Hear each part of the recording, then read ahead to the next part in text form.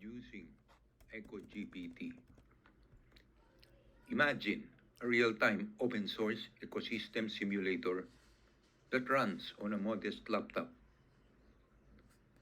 or edge device in a remote rainforest.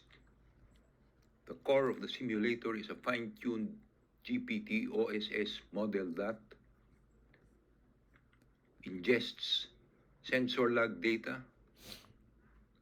translates log data into natural language observations, runs what-if scenarios in plain English, like what happens to the jaguar population. Why OpenAI didn't anticipate it? It's open source and field deployable. System fuses a GPT OSS language model with a lightweight embedding. Natural language reasoning with explicit ecological models is a niche that lives outside usual text generation paradigm. Let's see and dive into it, how it works.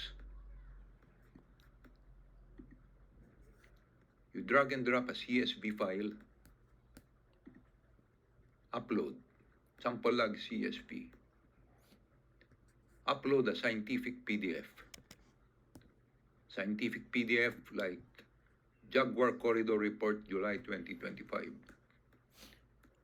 We have a CSV preview of the log. The PDF is indexed successfully. We ask EcoGPT a question. What animal was observed near stream 3? Click the button. Answer is jaguar. What conditions favor sightings of jaguar? Ask EcoGPT.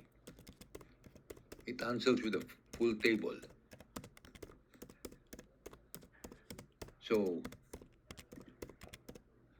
this will impact conservation policy, not just for the user, it directly influences on-the-ground decisions. This high-stakes policy shaping role is a realm OpenAI's line does not presently target. Thank you.